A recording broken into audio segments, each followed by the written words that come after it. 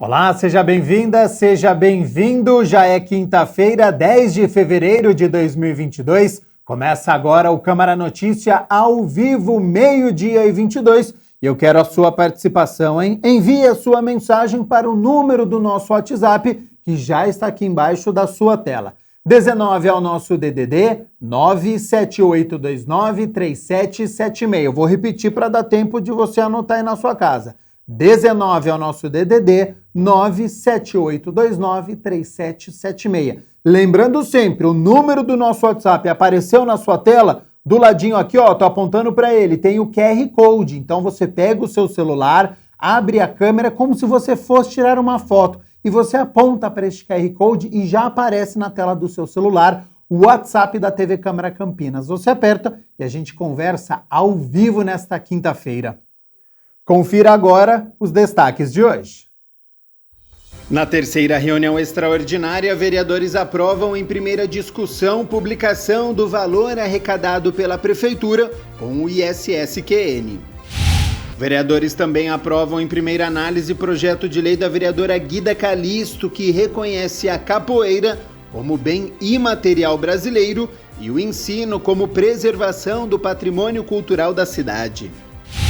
Governo de São Paulo lança aplicativo para acionamento do Corpo de Bombeiros, facilitando o contato da população com as forças de segurança. E no esporte, Guarani joga mal, perde em casa para o Botafogo de Ribeirão Preto e entra na zona de rebaixamento do Campeonato Paulista. Ponte Preta vence fora de casa a Ferroviária e assume provisoriamente a segunda colocação do Grupo D. E olha só, a partir de hoje até o domingo, dia 20, a mostra de repertório Esquina Cômica de Barão Geraldo vai fazer apresentações gratuitamente para todos que quiserem se divertir um pouco, conhecer mais a arte de uma dupla de artistas palhaços. Por isso que eu vou acionar a nossa repórter /cantora /artista, a Mariana Meira, que tem mais informações sobre os dias, os horários, local dessas apresentações. Então, Mari, seja bem-vinda e boa tarde. Adorei a sua apresentação, muito obrigada, viu, Gabriel? Boa tarde para você, boa tarde para todos que acompanham a gente ao vivo aqui no nosso telejornal. Pois é, levar um pouquinho de risada, um pouquinho de cultura, um pouquinho de arte, não só em tempos difíceis como a pandemia, mas também isso de forma atemporal. Sempre é bom a gente sair para dar um pouco de risada, valorizar também os nossos artistas locais. É o objetivo da Mostra de Repertório Esquina Cômica. Esse é o nome do festival, que vai contar com 10 dias de atividades. Já a partir de hoje, já vamos contar toda a programação completa. E essa mostra, ela reúne todos os trabalhos que foram desenvolvidos por uma dupla de palhaços, a Pamela Leone e o Alan Ortega, durante os 5 anos de parceria que eles já estão completando aqui em Campinas. E nós estamos justamente aqui na Praça do Coco, em Barão Geraldo, onde já ocorre a primeira atração, e eu estou ao lado dela, a atriz palhaça Pamela Leone, do grupo Esquina Cômica. Ela que é formada em artes cênicas pela Unicamp, premiada em festivais de teatro e que dá vida à palhaça Papoula. Agora estou conversando com a Papoula ou com a Pamela? Boa tarde. Pamela. A Pamela que está aqui com a gente, né? Isso, a Pamela. Papoula só depois. Entendi. Então seja bem-vinda, Pamela. Obrigada por topar nosso convite. Ah, eu que agradeço. Nós estamos em frente ao palco, onde daqui a pouquinho você vai se apresentar. Como que está essa programação? Conta pra gente. Isso mesmo. Hoje é voltado para as crianças. Claro que crianças de 0 a 100 anos, né? Mas hoje tem o espetáculo Vida Gota, às 4 horas. Uma contação de histórias super divertida e maluca que eu faço e que todo mundo embarca junto comigo. Depois vem ações formativas. A gente vai fazer bate-papos, oficina. Para quem tem vontade de fazer uma oficina de palhaçaria, ser palhaço, ser palhaça, experimentar como é isso, a gente vai ter sábado e domingo uma oficina que ainda tem vagas. Legal. E depois começam os espetáculos. Aí vai quarta, quinta, sexta, sábado e domingo de espetáculos, tudo aqui em Barão Geraldo. Eu fiquei curiosa, o que precisa para virar um palhaço? Eu tô pensando em me inscrever para essa atividade. Olha, só precisa de vontade e ter mais de 15 anos, nesse caso dessa oficina. Todo mundo é bem-vindo, é só se inscrever, entrar em contato, tem um formulário no nosso site, aliás, tudo tá lá no nosso site, www.esquinacomica.com. E todas elas acontecem no mesmo local ou em pontos diferentes, Pamela? São em pontos diferentes. Hoje é na Praça do Coco. Várias atrações vão ser aqui. Mas também a gente vai no Casarão, que é um ponto de cultura muito forte daqui. Também a gente vai num bar chamado Stout. E também no Goma Arte e Cultura, que fica aqui próximo na Avenida Santa Isabel. Legal. Importante lembrar, uma coisa muito bacana, é que são todas gratuitas as atrações. Olha, para entrar é de graça. Aí na hora de sair, você escolhe o valor que você paga no ingresso. Tá. Então você mesma avalia quanto que aquela experiência valeu para você, comparando também com todas as outras atrações que você paga para frequentar. E cada um paga o que pode, assim o ingresso fica democrático, um paga mais, um paga menos, e a gente patrocina coletivamente esse evento grande, né? Isso seria como? Passando um chapéu? Isso. Ou vocês são palhaços modernos, dá para fazer um Pix? Acertou. Tem o chapéu e tem o Pix. Muito bem. Se quiser boleto também, a gente faz um boleto. Aliás, Pamela, isso é muito importante a gente lembrar, porque vocês estudaram para isso, vocês ficaram parados muito tempo também até retomar. E esse espetáculo, essa mostra, ela era para ter acontecido antes, mas a pandemia não deixou. Como é que foi isso? Quando veio a ideia da mostra, veio a pandemia logo em seguida. Então, mudou radicalmente o perfil do nosso trabalho, a gente ficou só trabalhando virtualmente. Fizemos uma mostra online na ocasião do Dia das Crianças, lá em 2020. A gente fez uma mostra online, a gente foi cada vez mais também pesquisando a linguagem do filme, do vídeo. A gente criou uma plataforma até com os nossos amigos, que até hoje está no ar, muito legal, chama Brincando na Rede. E lá tem muitos vídeos de 20 artistas daqui de Campinas. Só que nada substitui o presencial, então a gente estava sedento, eu e o palhaço Billy, o Alan Ortega, que também atua muito aqui, morrendo de saudade do público, né? E sentindo que as pessoas querem muito e pedem para ter. Então agora que a gente está voltando, está sendo um grande calor. E aliás, essa volta, ela ainda mantendo os cuidados, né, Pamela? Sim. Qual que é a orientação que vocês dão para quem quiser assistir vocês? Vir de máscara, mesmo que seja aqui aberto, porque a gente vai estar sem máscara distante. Então o público estando de máscara, assim a gente fica contente. E que a gente vai pedir a comprovante da vacinação nos lugares fechados. Aqui na praça não, mas no Casarão, no Goma, no Stout sim. Isso é super importante. De forma geral, como é que se sente uma artista, enfim, voltando aos palcos? Eu me sinto exercendo a minha essência verdadeira, me realizando, é muito bom. Tem um lado que dói, porque não tem o abraço depois, mas são muitos olhos ali brilhando, as pessoas vindo mesmo de longe, darem o seu retorno de que ficaram felizes, gostaram, isso tem sido muito bom. Aliás, a cultura tem um papel muito importante pra gente, Com né? certeza. Ela que nos salvou durante a pandemia, pelo menos a mim me salvou, e tem um papel importantíssimo na formação do cidadão, né, Pamela? Com certeza, com certeza. As nossas programações também trazem, além de tudo, reflexões importantes. A gente toca em temas que a gente julga essenciais, que são atemporais ou que estão agora na atualidade vibrando.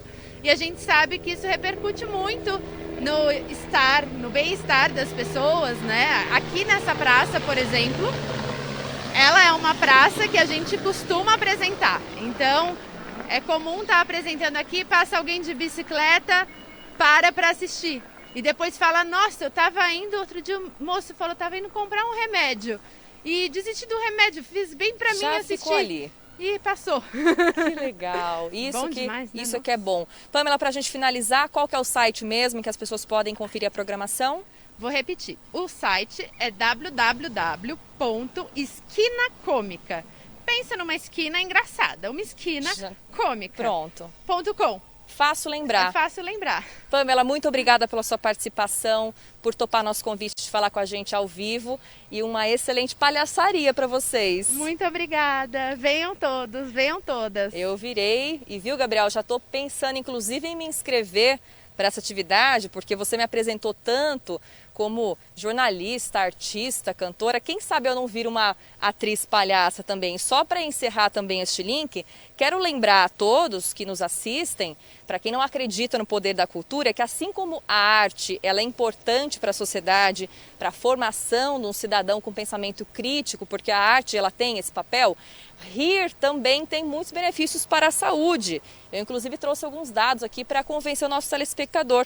Rir, olha só, libera serotonina e endorfina, que são substâncias que trazem sensação de bem-estar, prazer e alegria, e isso, por consequência, diminui o risco de doenças psicossomáticas, como depressão, ansiedade e estresse.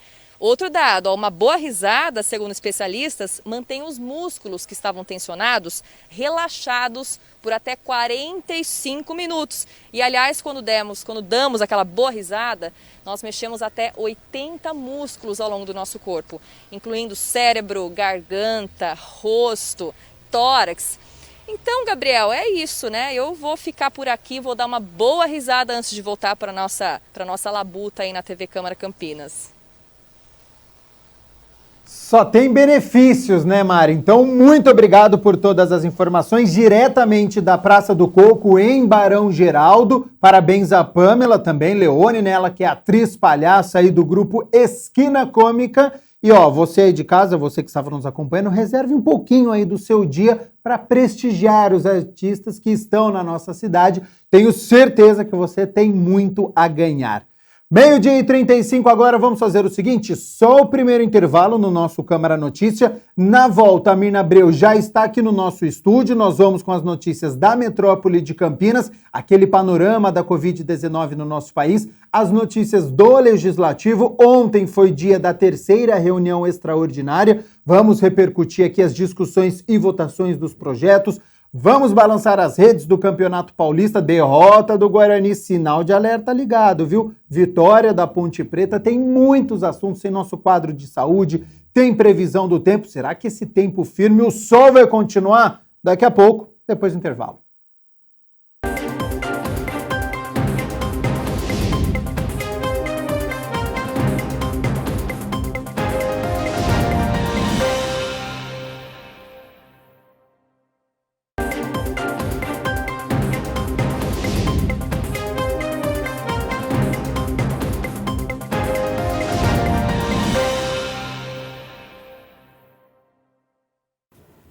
Câmara Notícia de volta ao vivo nesta quinta-feira, 12h39. A Mirna Abreu já está aqui nos nossos estúdios, hora das notícias da metrópole de Campinas. E a gente começa com aquela atualização diária que nós fazemos aqui da Covid-19, para você que está nos acompanhando ter o panorama da doença. Então, Mirna Abreu, seja bem-vinda e boa tarde.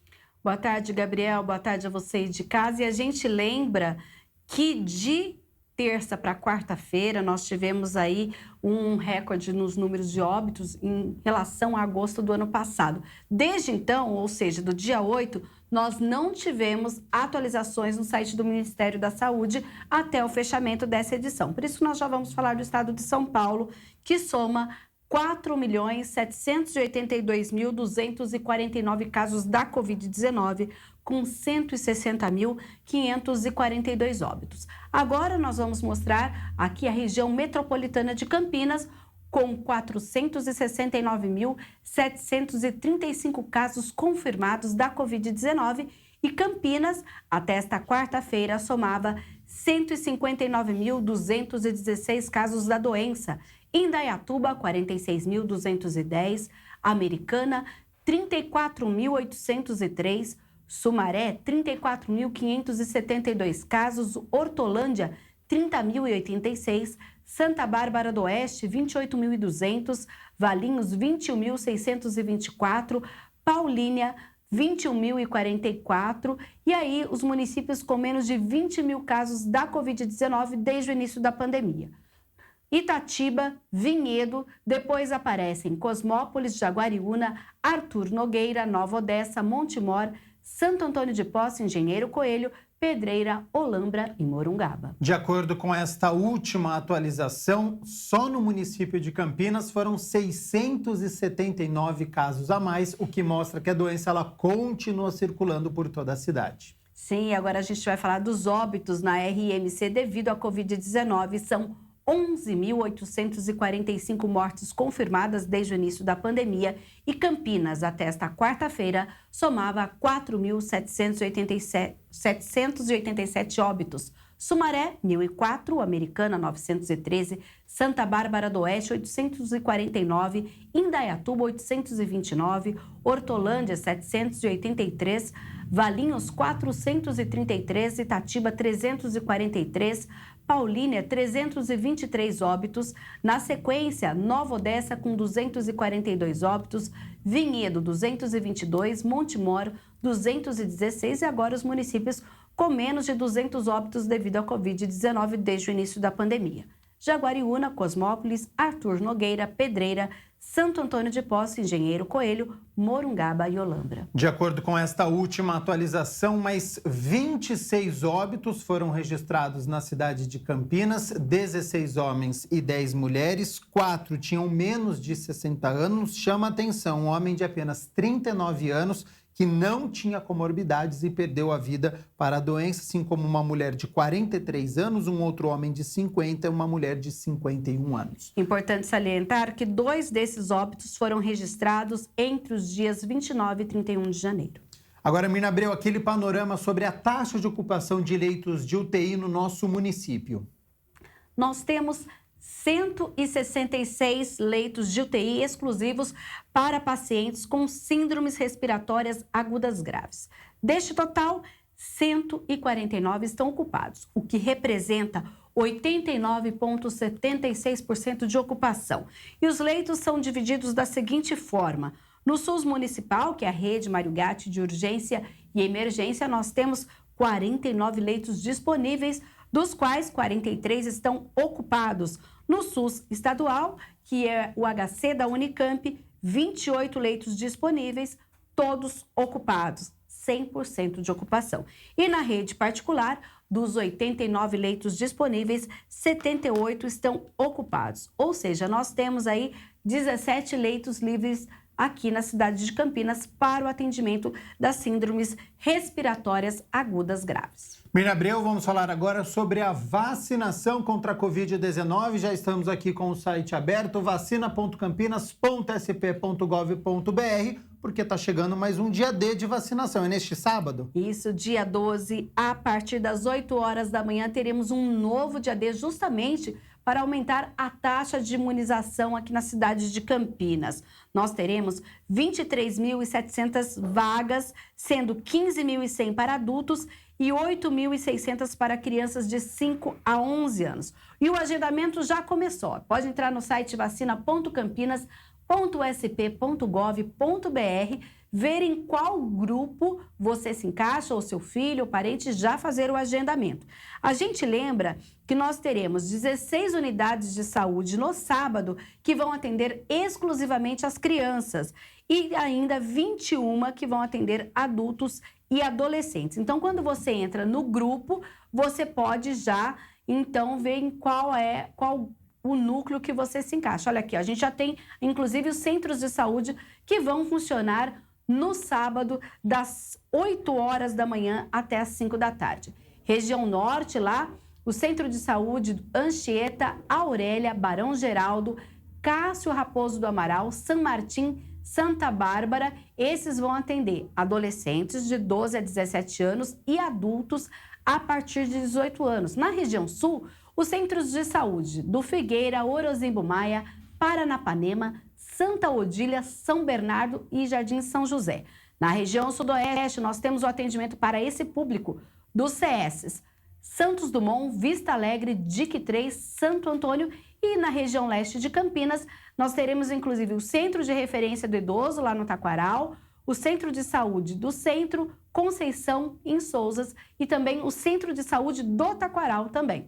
Agora, para as crianças, então a gente vê aí o atendimento exclusivo para esse público. Região Norte, CS do Eulina, Rosália, Santa Mônica e do Village, lá no distrito de Barão Geraldo.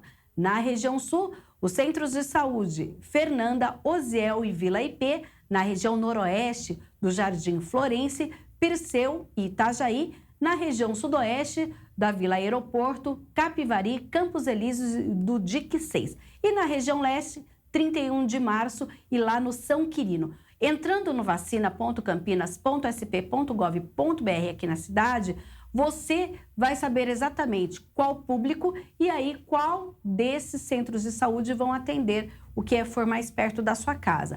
Fora isso, a gente lembra que as unidades ainda estão vacinando no meio da semana também. Não posso ir no sábado, no dia D. Então, entre lá no agendamento e faça para o dia da semana. Para quem tiver dificuldade de entrar neste site, tem um telefone que a pessoa pode ligar e conseguir fazer esse agendamento ou até tirar dúvidas? Tem o Disque Saúde, que é 160. O número 160 você pode ligar, inclusive saber. A gente lembra aqui, olha, que nós já tivemos 16 edições do dia D de vacinação entre maio do ano passado e fevereiro deste ano. Nós já tivemos aí 394.629 doses aplicadas nesses dias de mutirão da saúde em Campinas para aumentar a cobertura vacinal contra a Covid-19 na nossa cidade.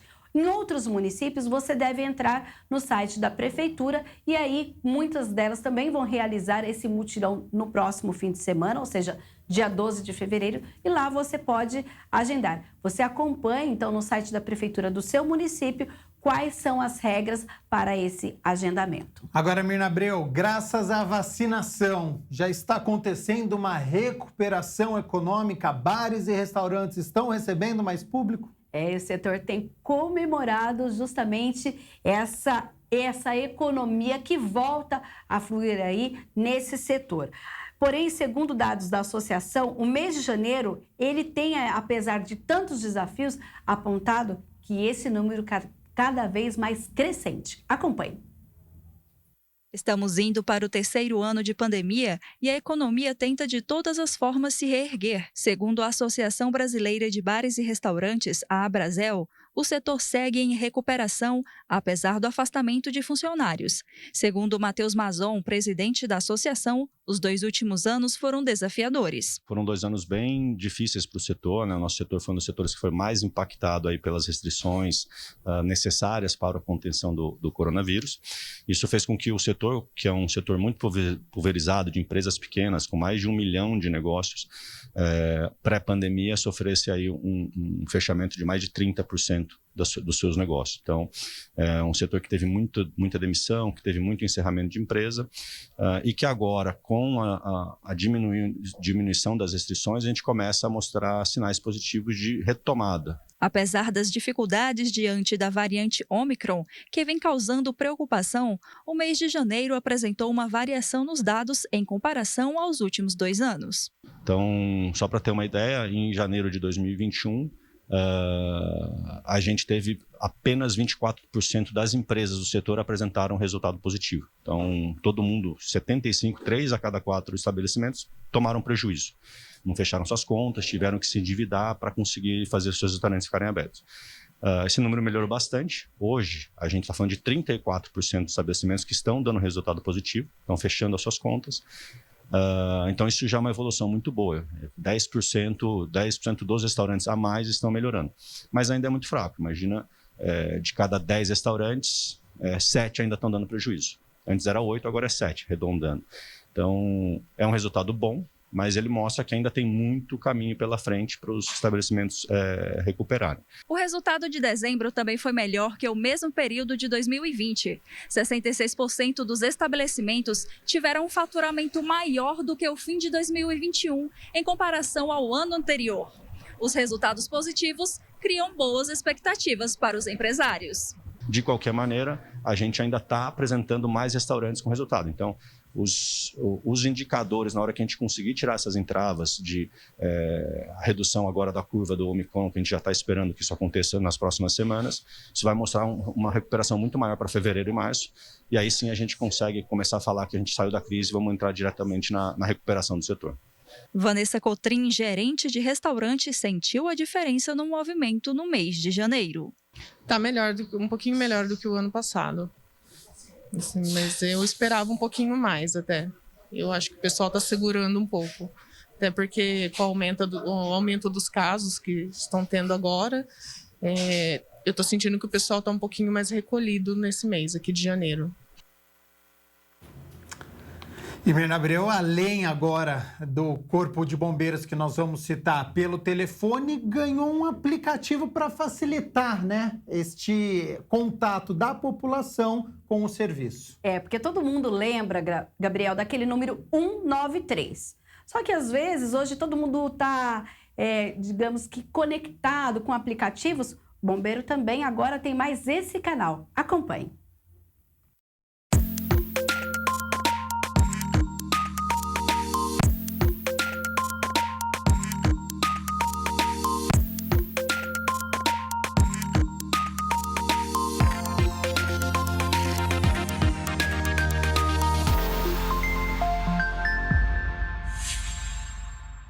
Você já ouviu falar no aplicativo Bombeiros Emergência? É um modelo complementar de acionamento do Corpo de Bombeiros do Estado de São Paulo. Esse aplicativo é uma ferramenta tecnológica que o Corpo de Bombeiros agora colocou à disposição da população.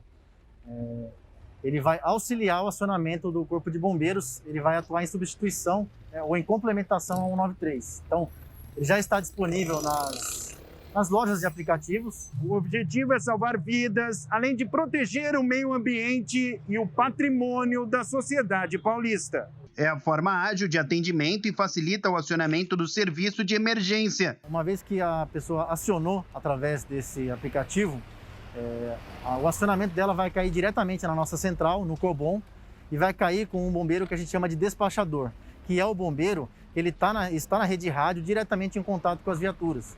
Então a sua ocorrência vai chegar para esse bombeiro, ele vai verificar ali qual é a viatura que está mais próxima da ocorrência e vai despachar para o atendimento. Você poderá acionar o Corpo de Bombeiros para emergências de incêndio, acidente de trânsito com vítima, atropelamento, parada cardiorrespiratória, engasgamento e afogamento. O aplicativo é simples, sem linguagens técnicas para que seja fácil de utilizar. Qualquer pessoa que está familiarizada aí com um celular vai conseguir utilizar esse aplicativo. E uma das grandes vantagens desse aplicativo é que a pessoa vai conseguir compartilhar a localização de GPS da ocorrência. Então, por exemplo, a gente falou que ele pode ser utilizado para acionar o Corpo de Bombeiros para atender afogamentos. Tem muitos afogamentos que ocorrem em área rural ou em área afastada da cidade, em que é difícil para a pessoa que está ligando explicar para o Corpo de Bombeiros como chegar até o local. Então, nesses casos, a pessoa vai ter a opção de compartilhar no GPS do celular, compartilhar a localização com o Corpo de Bombeiros, e a gente vai conseguir achar o local mais rápido. Para utilizar os aplicativos, basta preencher um cadastro com o nome completo, telefone, e-mail e CPF. Após a validação, já será possível informar a ocorrência e confirmar a localização para atendimento.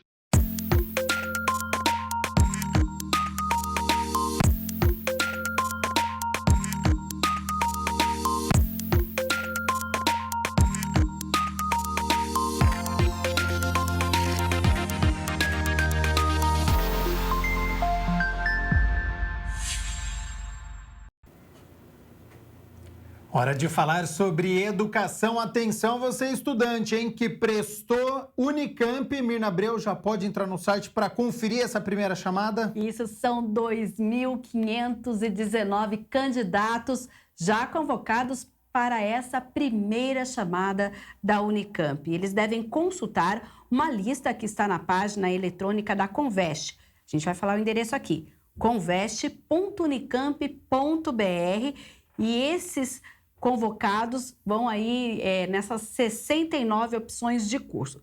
Todos nessa chamada deverão realizar a matrícula não presencial das 9 horas do dia 15 de fevereiro até às 5 horas da tarde do dia 17 de fevereiro, exclusivamente pela internet na página da Conveste, utilizando número de inscrição, data de nascimento e a mesma senha que foi aí colocada no ato da inscrição.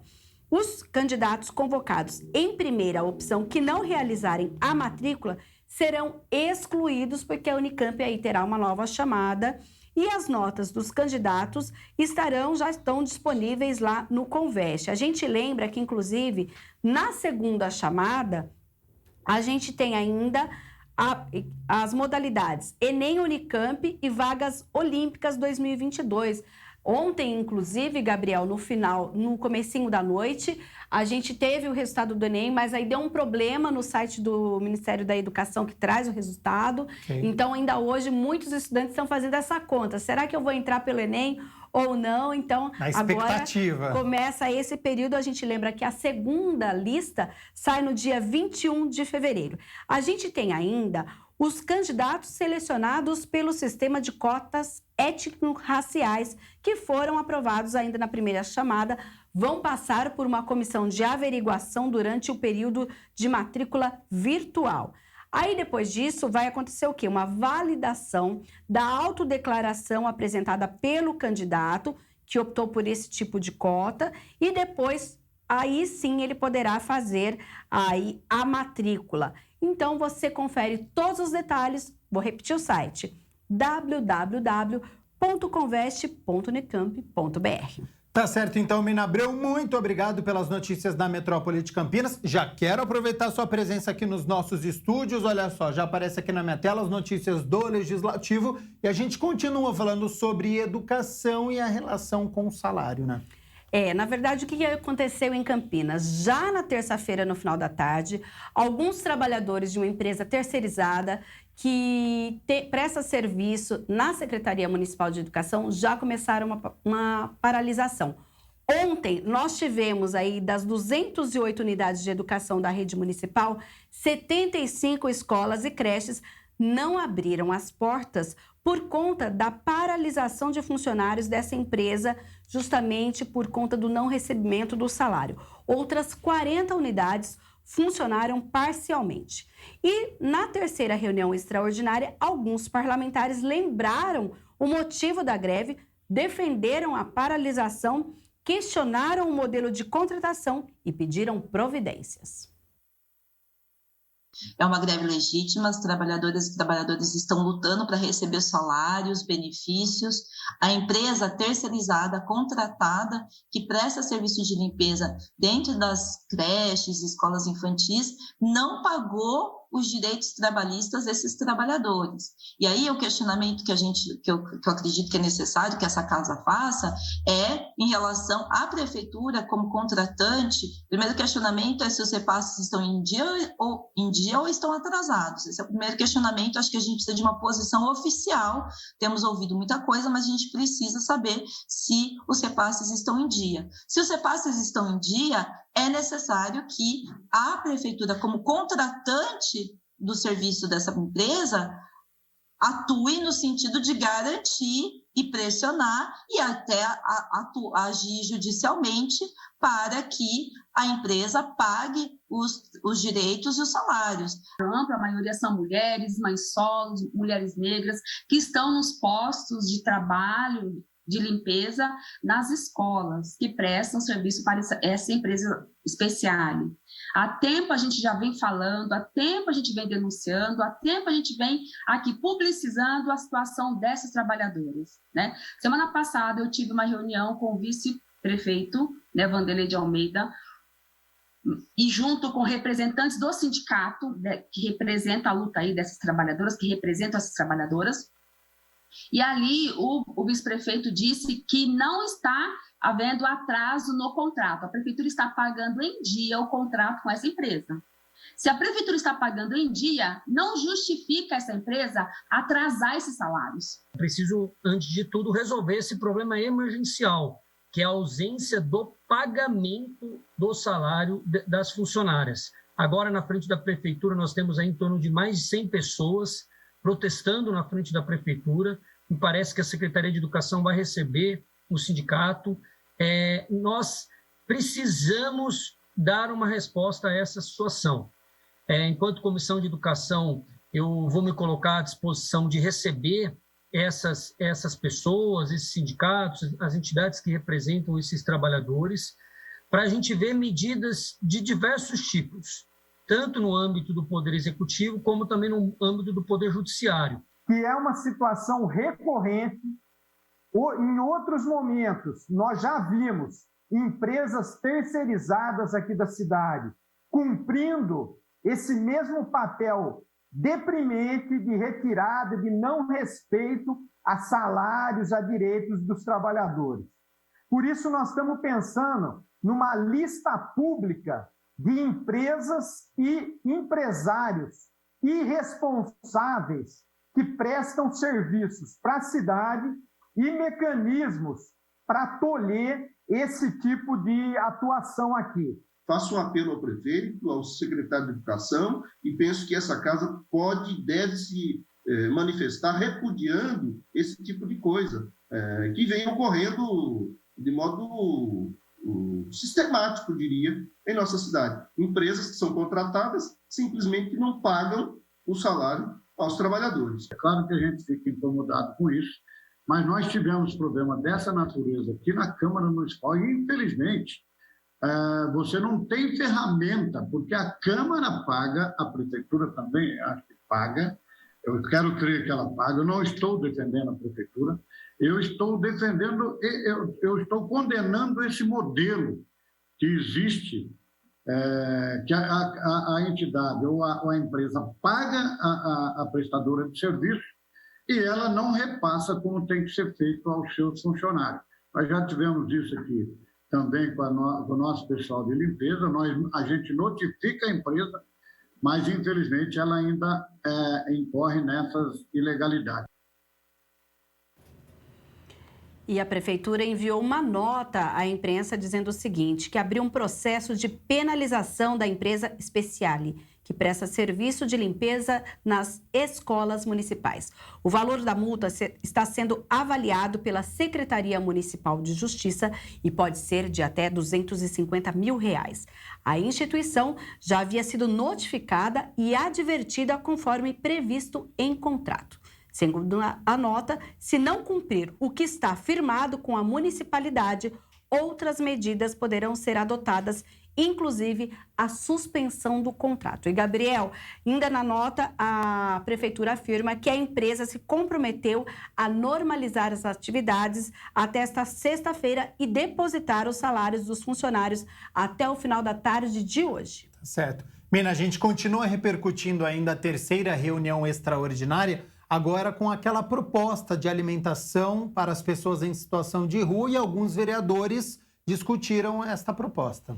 Inclusive nós tivemos aí os vereadores Gustavo Peta, Paola Miguel, Cecílio Santos e Arnaldo Salvetti se reuniram com o vice-prefeito Vanderlei de Almeida e com a secretária da Assistência Social Vandecleia Moro e com representantes também de movimentos de advogados independentes e do Fórum Municipal de Direitos Humanos para discutir o decreto publicado no final de janeiro que disciplina as doações de alimentação aqui na cidade de Campinas para as pessoas em situação de rua.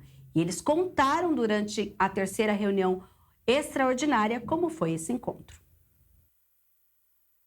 Tivemos reunidos durante essa semana, tanto eu como o vereador Cecílio Santos, vereadora Paola Miguel, vereador Arnaldo Salvetti, representantes também do vereador Jorge Schneider, com o vice-prefeito da cidade, com a secretária Vandecleia Moro, para discutir o decreto que, na nossa visão, o decreto que inibia e que atrapalhava, vamos dizer assim, as doações, as entidades, os movimentos que fazem solidariedade às pessoas em situação de rua. A secretária e o vice-prefeito se comprometeram a rever esses aspectos do decreto, os aspectos que prevêem punição para quem não se adequar ao novo modelo, os aspectos que não permitem a doação em locais que não possuem espaços físicos já inscritos pela prefeitura, aspectos que deixam muito claro que as pessoas físicas, de maneira espontânea, fazem as doações, não precisarão passar por pré-cadastro, e também se abrir uma discussão aprofundada sobre as políticas públicas para os moradores em situação de rua, ainda mais diante do momento de grave crise social e humanitária que nós estamos vivendo no país. Então, acho que a reunião foi positiva nesse sentido. A gente espera que rapidamente o novo decreto seja publicado, retirando todos esses pontos que nós consideramos extremamente negativos para as políticas voltadas aos moradores em situação de rua. Na reunião, nós explicamos quais eram os problemas apresentados no decreto, né? E juntamente, na nossa avaliação, né, juntamente com os movimentos sociais, também apresentamos as alterações que deveriam ser feitas. Saímos de lá com o compromisso do governo de que esses pontos seriam ajustados. E já vi no mesmo dia a secretária Vandercleia Moro trabalhando nessas alterações. Mas eu acho importante aqui pontuar, né, quais foram esses compromissos. Primeiro foi a modificação do artigo 8º do decreto, para retirar o termo coibir e aplicar sanções que deixavam a regra extremamente equivocada no contexto de pandemia. O segundo, né, é especificar que a regra vale apenas para distribuição de alimentos processados e manipulados. Né, nas regiões habilitadas pela Prefeitura, como a região central e as localidades de maior concentração da população em situação de rua, serão disponibilizados pontos fixos e estruturados para a distribuição dessas refeições. Nas demais regiões da cidade, as refeições vão continuar a distribuição da mesma maneira que acontecem hoje. E também para incluir a previsão de que ações solidárias espontâneas, né, por pessoas físicas direcionadas a pequenos grupos, não seja atingida pela norma. Eu acho que vem de encontro o que os vereadores estão pensando, o que nós discutimos, vem de encontro o que precisa ser feito realmente.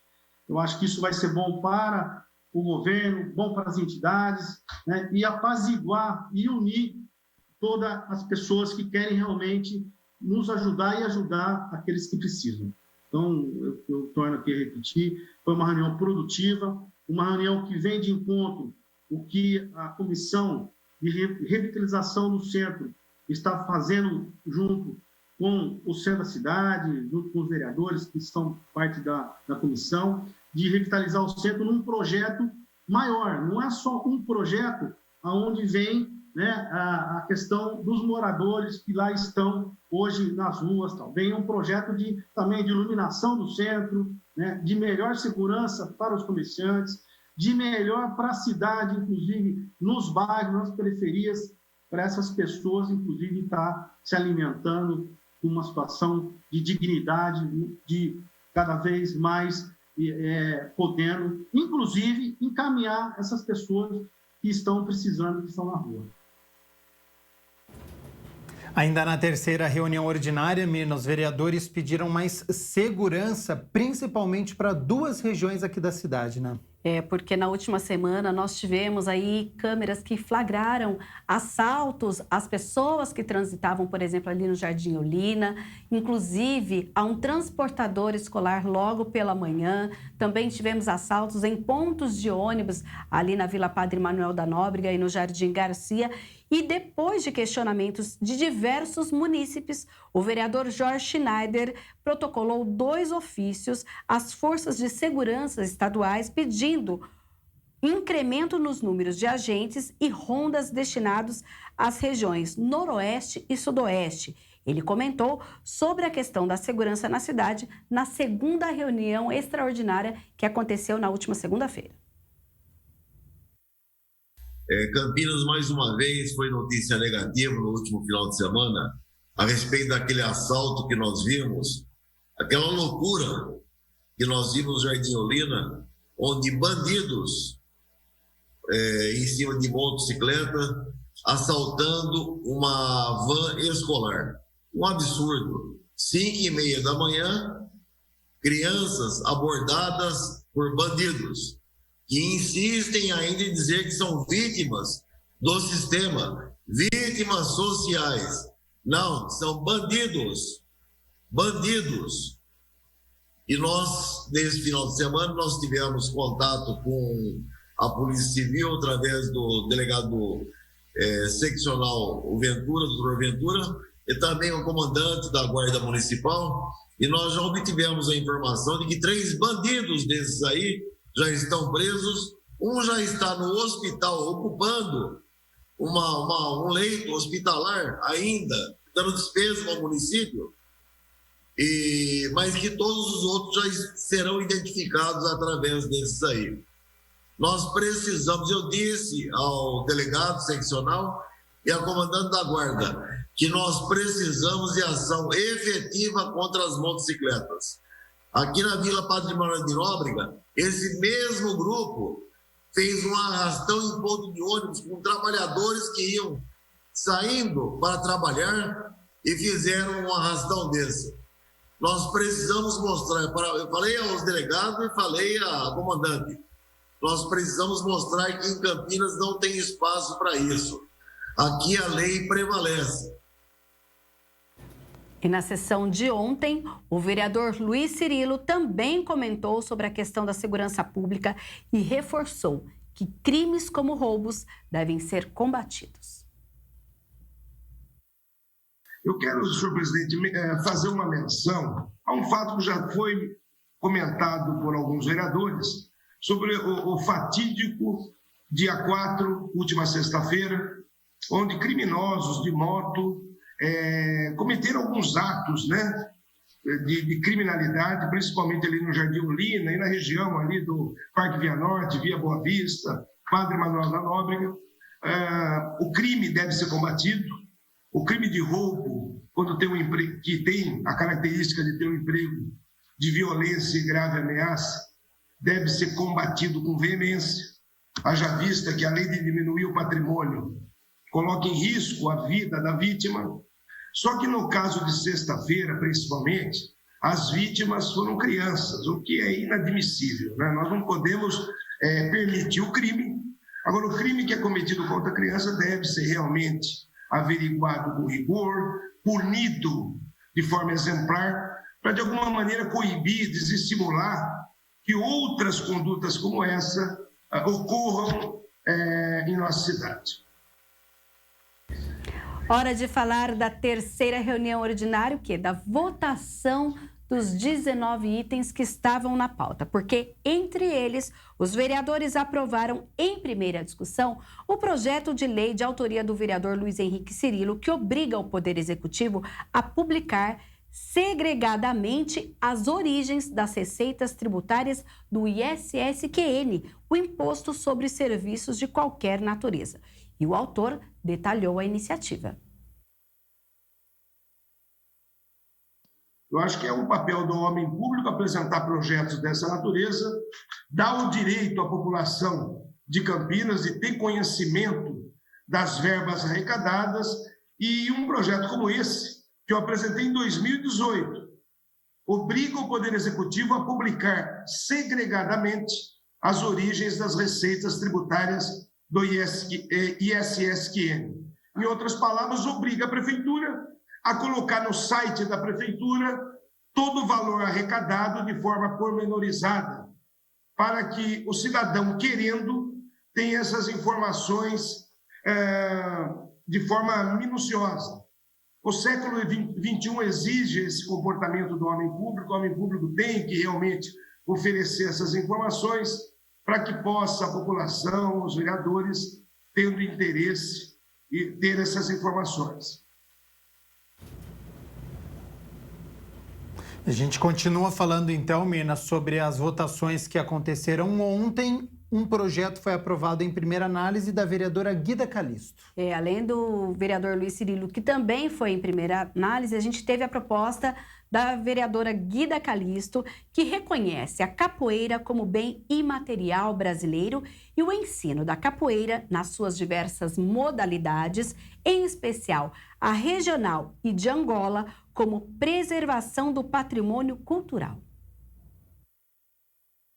Nós que somos educadores negros, negras, militantes dessa pauta na luta por uma sociedade igualitária, na luta por uma sociedade que vem privilegiar aí os povos, a cultura do povo brasileiro e também a cultura do povo que veio para cá, né, para o nosso país, não por vontade própria, mas por fazendo parte de todo um sistema de colonização opressor. A gente entende que é muito importante a gente valorizar esse caráter educacional, valorizar a cultura da capoeira, principalmente para a nossa juventude. E durante a discussão, o projeto recebeu o apoio de vários parlamentares. Primeiro, parabenizar a vereadora Guida Calisto, que com esse projeto me faz retroceder aí alguns anos e lembrar do meu tempo de juventude, em que eu praticava capoeira. Não fui professor de capoeira por apenas um cordão, mas pratiquei por muitos anos. Cumprimento a vereadora Guida Calisto por trazer à casa esta matéria importante, principalmente pelo caráter formativo, educacional e que tem, sem dúvida nenhuma, a disciplina, né, que permeia ali a roda de capoeira, é muito importante para as nossas crianças, adolescentes, jovens, enfim, para todos nós. Além, é claro, da educação física, né? E isso nos dá uma alegria imensa ver a nossa vereadora trazendo matérias como essa e que vai certamente ajudar toda a população. A capoeira, ela foi criada pelos povos negros escravizados que foram trazidos pelo Brasil, especialmente os angolanos. Muitas vezes a capoeira é tida como uma dança, né, que é justamente essa maneira que o nosso povo tinha de demonstrar sem que aquilo parecesse uma luta para continuar praticando. Mesmo após a libertação do nosso povo aqui no Brasil, a capoeira foi criminalizada quando um decreto onde tratava, né, como a capoeiragem como sendo um crime, né? Ela só foi descriminalizada quando Vargas revogou esse decreto, mas mesmo assim a capoeira ainda era vista como um crime marginalizada aqui no Brasil. No passado e hoje é símbolo dessa resistência, é símbolo da nossa luta, faz parte da nossa história e ela precisa ser lembrada nas escolas, né, e aprendida e ensinada para que a gente não perca o pouco de história que a gente ainda tem sobre o nosso povo preto. E os dois projetos ainda vão passar por um segundo turno de votação. Se forem aprovados, aí seguem para a sanção do prefeito Dário Saad. A gente lembra que as reuniões extraordinárias, devido à pandemia da Covid-19 e também à reforma da Câmara Municipal de Campinas, elas acontecem de forma remota, ou seja, o presidente fica no legislativo coordenando os trabalhos, os vereadores conectados.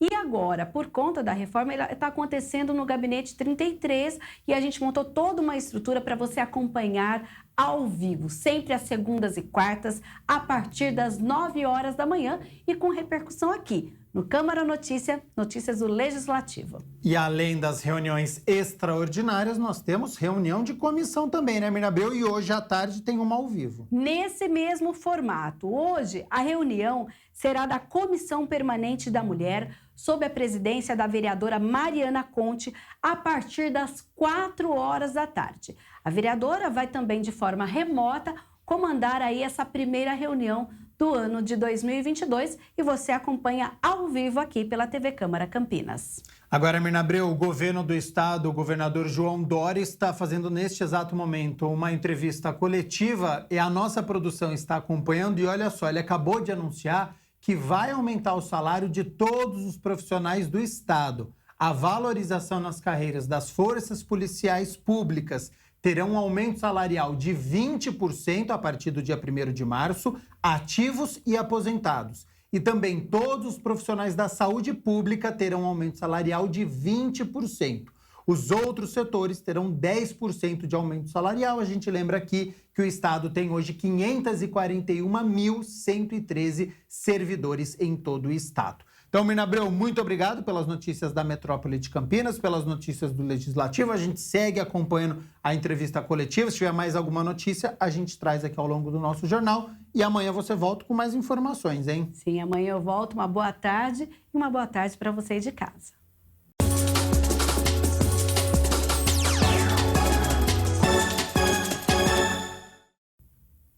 E ontem foi dia da 5ª rodada do Campeonato Paulista. A Ponte Preta foi a Araraquara e, olha, quase no fim da partida conseguiu a virada, viu? Para cima da Ferroviária, venceu a primeira longe de Campinas. Já o Guarani, péssima atuação e derrota em casa. Vamos aos gols.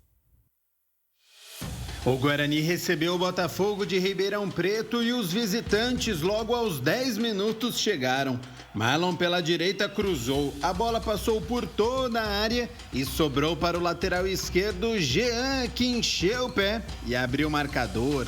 1-0 Fogo.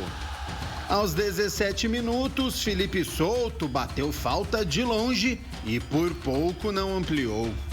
O Guarani chegou apenas aos 20 minutos. Júlio César cruzou e na segunda trave, Matheus Lud, que obrigou o goleirão a fazer bela defesa. Aos 30 minutos, contra-ataque mortal dos visitantes. Bola lançada para Thiago Reis, que viu o goleiro Kozlinski adiantado e por cobertura marcou este lindo gol. 2-0 no primeiro tempo. Na etapa final, de falta, quase Jean faz o terceiro. Em contra-ataque, Dudu, cara a cara com Kozlinski, desperdiçou a oportunidade. Definitivamente não foi a noite do Bugre. Final, Guarani 0, Botafogo de Ribeirão 2. Em Araraquara, a Ferroviária começou pressionando a Ponte. Logo aos 3 minutos, Bruno Mezenga acertou a trave. E aos 8 minutos, GG cobrou falta. A bola passou por todo mundo, inclusive pelo goleiro Igor Vinhas. 1-0 Ferrinha. Só que a resposta pontepretana não demorou a vir. Aos 19 minutos, após cobrança de escanteio, Luca de cabeça deixou tudo igual. Sempre ele, o artilheiro da Macaca, 1-1. Aos 31 minutos, Bruno Mezenga apareceu de novo, mas agora com esta finalização de fora da área para a defesa parcial de Igor Vinhas. No rebote e após um bate-rebate, Orejuela obrigou o goleiro da Macaca a fazer esta linda defesa. No segundo tempo, aos 37 minutos, Luca rolou para Fabrício, que cobrou a falta. A bola foi desviada e caiu nos pés de Ribamar, que tinha acabado de entrar. O centroavante nem dominou e de pé na direita mandou para o fundo das redes. Erroneamente, o auxiliar levantou a bandeira. Mas tem VAR, né? E aí o gol foi confirmado, virada da Macaca e primeira vitória fora de Campinas. Final, Ferroviária 1, Ponte Preta 2. Bom, sinal de alerta ligado pelos lados do Brinco de Ouro, né? 5 jogos, foram 3 derrotas. Então, o trabalho do técnico Daniel Paulista já começa a ser contestado. Faltam 7 rodadas e a equipe está na zona de rebaixamento.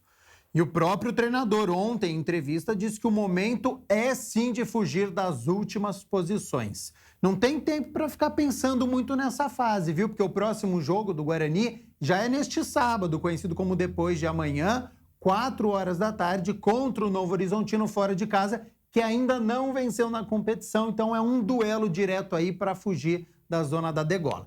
E a Ponte Preta saiu atrás do marcador, mas mostrou um poder de reação. Mais uma boa partida do atacante Luca. Tem o Ribamar, que fez a estreia, saiu do banco de reservas, já marcou o gol da vitória. 3 pontos que tiram a Ponte da parte de baixo da tabela e deixa aí próxima às quartas de final. Hoje a Ponte é a segunda colocada, mas o Santos ainda joga hoje, então a Ponte pode cair para a terceira colocação no grupo D.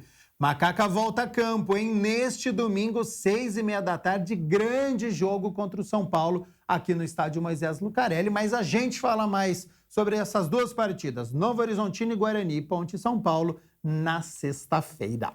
1h25, hora de falar sobre finanças, hein? Quem tem filho sabe que é importante planejamento, como quantidade de fraldas, o enxoval, os cuidados com a saúde do bebê. E a questão financeira é uma das primeiras questões que deveriam entrar aí no radar dos pais, antes até do nascimento de uma criança. Então, sobre este assunto, você acompanha a partir de agora na Ponta do Lápis.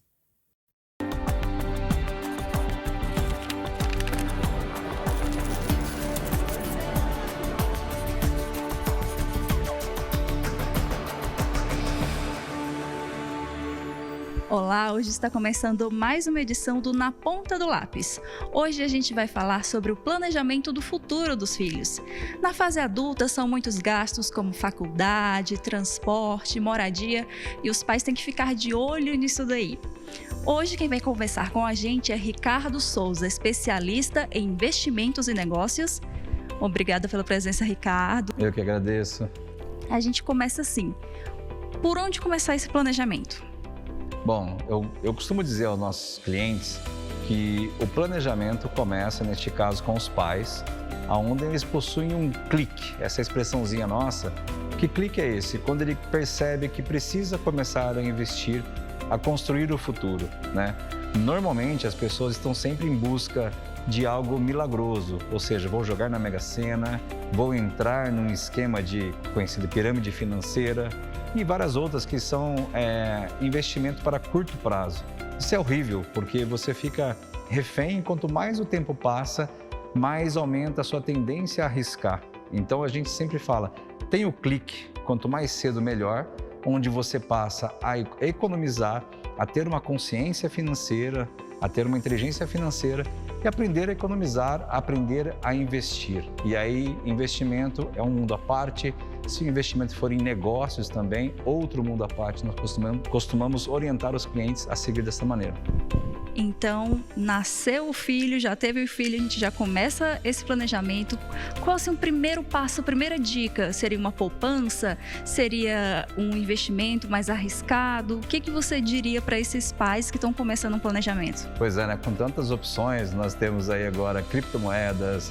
Essa semana não para de falar de NFTs, metaverso, uma série de coisas, e a gente começa a falar de poupança. Eu digo que, para começar com os filhos, e eu sempre cito que nos Estados Unidos, por exemplo, em alguns países de primeiro mundo, a educação financeira começa cedo. Começam a vender a barraca da limonada, na feira de ciência, criar premiações, ou seja, começa a ensinar as crianças a como conseguir esse dinheiro, a como vender, a como comprar, ou seja, criar já um sistema financeiro desde pequeno. Eu acredito que o filho, ele precisa dar valor nos objetos, então você precisa ensinar a precificar os objetos. Então é muito comum um filho querer um telefone de última geração, e aí por quê? Porque virou moda. É importante precificar isso. Olha, este telefone, ele é o equivalente a tantos videogames, ele é equivalente a tantas roupas, é equivalente a tantas viagens. Você sabia que com esse telefone você pode ir para Disney, por exemplo? E aí a criança não tem a base comparativa, né? Eu costumo dizer que a criança, ela é muito mais na pedagogia, que é uma educação onde você não tem base comparativa, você está ensinando. O adulto é a andragogia, é a base comparativa, são histórias. Então, para a criança, comece a introduzir bases comparativas, entender o valor daquilo, custa tantos meses de trabalho do papai ou da mamãe, custa metade de um carro, né, esse videogame. Então, essa base comparativa vai fazer com que a criança entenda que tem um preço, que custa alto, que é possível com muito esforço, com planejamento, mas não fica mais nas costas do pai, porque, de novo, tem pai que acaba cedendo a isso e fala, ele não entende, é melhor ceder do que gastar esse tempo dando educação. E eu sou contra isso, né? Quanto mais cedo a gente orientar os baixinhos a inteligência financeira, melhor. Porque daí o próximo pedido já vem com base comparativa, não é isso? Além dessa educação financeira, inteligência financeira desde pequeno, como os pais podem começar? Pensando no próprio orçamento, olhando as finanças, ver onde sobra, onde não sobra, como é que a gente faz esse planejamento aí? Olha, existem várias maneiras. Eu costumaria dizer o seguinte, com base na mesada. Começa a introduzir uma mesada para que a própria criança aprenda a lidar com aquele dinheiro. E, obviamente, comece dentro dessa mesada a ensiná-lo o quanto ele vai poupar para um presente para ele futuro, o quanto ele vai poupar para que ele possa investir em algo que ele queira e o quanto ele vai poupar para gastar com guloseimas. Essa é a educação. Por quê? Por mais que eu goste da ideia de investir, o que você investir no banco vai ficar abstrato para ele. Você tem 10, 100 reais para ele investido, é abstrato. Agora, o que é possível fazer com 10 reais por mês? E aí ele vai começar a planejar a vida dele financeiramente. Isso o filho, mas e o pai? E a mãe? Agora, o pai e a mãe, eu sugiro que ele tenha inteligência financeira, que nada mais é que entender como dividir os potes que a gente usa na gíria, né? O quanto vai para a educação, o quanto vai para os filhos, o quanto vai para a educação dos filhos, para a educação dos pais, investimentos futuros, reserva. Então, quando ele entende essa magia de divisão do dinheiro dele, ele entende que ele tem um orçamento para cada uma das atividades e sim, é possível. Tem gente que com um salário mínimo não consigo guardar, mas ele ganha 2 salários mínimos e continua, não consigo guardar. E eu já vi vários clientes nossos aqui com 20 salários mínimos e falam, não consigo guardar. Né? Existe até um livro, né, que é o Pai Rico, Pai Pobre, ele fala da corrida dos ratos. Quanto mais você ganha, mais você gasta. Então, a educação financeira para os pais é desde um salário mínimo até N salários mínimos, né? Os pais começaram seu planejamento, guardaram aquele dinheirinho. Quanto você acha que seria o ideal para os pais pensar nesse futuro para garantir ali, vamos dizer, talvez uma reserva de emergência para os filhos? Existe um número que o mercado sempre fala quando você vai montar uma carteira de investimento, que é em torno de 20%. 20% da sua renda você guarda para o futuro dos seus filhos, né? Isso depende, obviamente, da renda. Por exemplo, se você guarda um salário mínimo, arredondando, guardar R$200 talvez não seja a sua realidade. Porque às vezes é um exagero achar que não pode guardar nada. E sim, pode guardar um percentual, novamente um planejamento. Mas o mercado sempre fala de guardar 20%, quando você fala que é basicamente 50% para os seus usos internamente, 20% como reserva financeira para os seus filhos, e desses 30% você divide aí parte em educação dos pais, né, e parte em investimentos, por exemplo, guardar para trocar um carro, uma coisa nesse sentido. Ricardo, suas dicas foram maravilhosas. Quer dizer mais alguma coisa para algum pai, para alguma mãe que está planejando aquela poupança para o filho, quer dar aquela dica de mestre? Pode parecer um pouco estranho o que eu vou falar para você, mas ter inteligência financeira não tem muito a ver com o quanto você consegue guardar ou com o quanto você recebe de dinheiro. Tem muito a ver com o quanto você tem de inteligência financeira. Normalmente, quando eu converso com um casal que está pensando em fazer reserva para o filho, está querendo fazer reserva para o futuro, basicamente ele está dizendo o seguinte: eu não consegui isso para mim e quero tentar algo para o meu filho. Não, ainda dá tempo, sempre vai ter tempo. Quanto mais você começar a ter o clique de posso guardar, posso ensinar o meu filho a guardar, posso aprender com isso, melhor é. Normalmente está ligado à inteligência emocional, por quê? Às vezes um pai e uma mãe não conseguiu ensinar os filhos inteligência emocional. Então esses filhos se tornam pais e continuam não entendendo como funciona essa parte de investimento, essa parte de poupar, de gerenciar os ganhos. E isso é terrível, porque isso vai de geração em geração. Chega um momento que a gente sempre fala, chegou a sua vez de parar essa geração, de não ter inteligência financeira, não ter inteligência emocional e aprender a investir no seu futuro e no futuro dos filhos. Porque às vezes a gente quer investir nos filhos, esquece de investir nos pais, é quase que uma desistência da vida. E eu falo, sou contra isso. Vocês têm muita vida pela frente ainda e seus filhos também, e vocês vão aprender juntos, ok? Ricardo, obrigada novamente pela presença. A gente encerra essa edição do Na Ponta do Lápis, mas fica ligado sempre na nossa programação aqui da TV Câmara.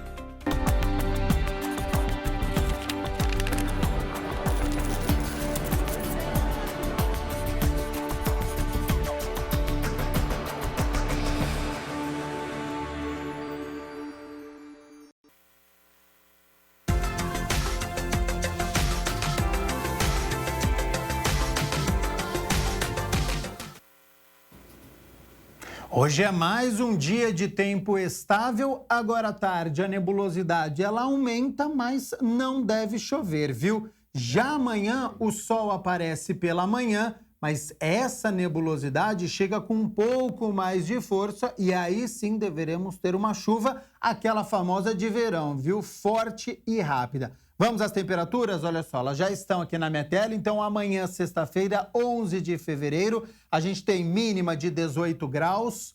Ao longo do dia, essa temperatura vai subindo, podendo chegar aos 29 graus aqui na cidade de Campinas. Olha só, começou esta semana o pagamento do abono salarial do PIS/PASEP, com pré-requisitos que precisam ser cumpridos para que você que é trabalhador esteja apto a receber. Por isso, nós consultamos uma advogada especialista em direito do trabalho que vai nos explicar no Como Eu Faço de hoje.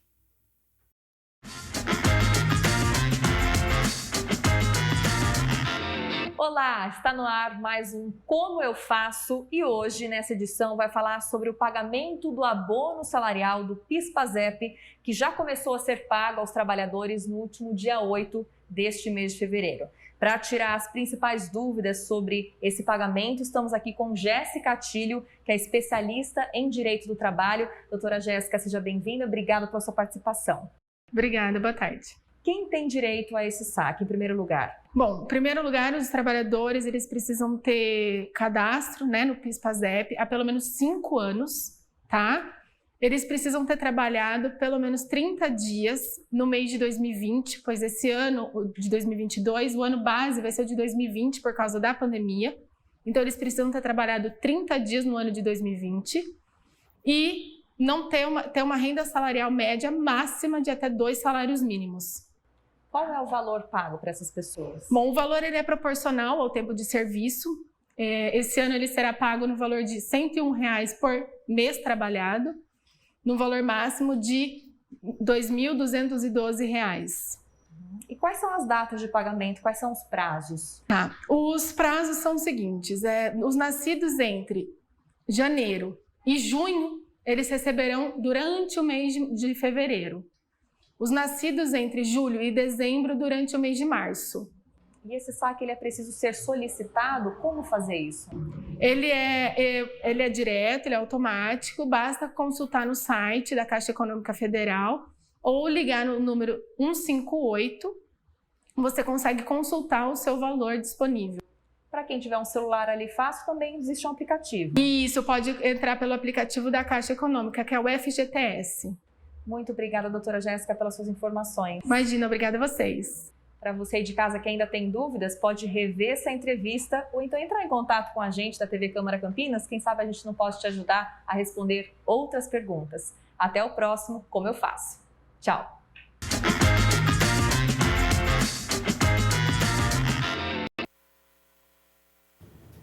O Câmara Notícia fica por aqui. Muito obrigado pela sua companhia, pela sua audiência. Continue aqui na TV Câmara Campinas. A gente reforça que daqui a pouco, às 4 horas da tarde, tem reunião da Comissão Permanente da Mulher. Então, continue na nossa programação. Nos vemos amanhã, a partir do meio-dia.